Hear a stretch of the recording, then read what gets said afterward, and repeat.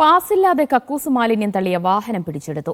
BJP. നേതാവ് രാജശേഖരൻ നായരുടെ സ്ഥാപനത്തിന്റെ വാഹനമാണ് തിരുവനന്തപുരം നഗരസഭ പിടിച്ചെടുത്തത്. കോവളം ഉദയസമുദ്ര ബീച്ച് ഹോട്ടലിനെതിരെയാണ് നടപടി.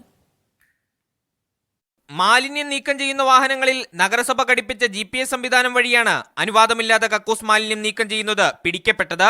സ്റ്റാഫ് ക്വാർട്ടേഴ്സിൽ നിന്ന് ശേഖരിക്കുന്ന കക്കൂസ് മാലിന്യം രാത്രിയുടെ മറവിൽ സമീപത്തെ ബീച്ച് ഹോട്ടലിലെ അനധികൃത മാലിന്യ ട്രീറ്റ്മെന്റ് പ്ലാന്റിലേക്ക് മാറ്റുകയായിരുന്നു.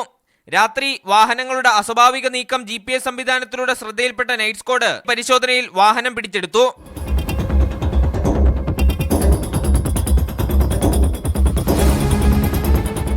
ഉദയസമുദ്രയുടെ ഉടമ രാജശേഖരൻ നായർ 2021 ബി.ജെ.പി. സ്ഥാനാർത്ഥിയായി നിയമസഭാ തിരഞ്ഞെടുപ്പിൽ മത്സരിച്ചിരുന്നു. കക്കൂസ് മാലിന്യങ്ങൾ മുട്ടത്തറയിലെ ട്രീറ്റ്മെന്റ് പ്ലാന്റിൽ സംസ്കരിക്കാൻ സ്ഥാപനവും നഗരസഭയും തമ്മിൽ ഉടമ്പടിയുണ്ട്. ഇതിനായി അനുവദിക്കപ്പെട്ട വാഹനങ്ങളിലാണ് മാലിന്യം അനധികൃതമായി നീക്കിയത്. പിടിച്ചെടുത്ത വാഹനം നഗരസഭയുടെ കീഴിലെ ഫോർട്ട് ഗ്യാരേജിലാണുള്ളത്. പിന്നീട് നടത്തിയ പരിശോധനയിൽ ബീച്ച് ഹോട്ടലിലെ ട്രീറ്റ്മെന്റ് പ്ലാന്റിനും പൊല്യൂഷൻ കൺട്രോൾ ബോർഡിന്റെ അംഗീകാരമില്ലെന്ന് കണ്ടെത്തി.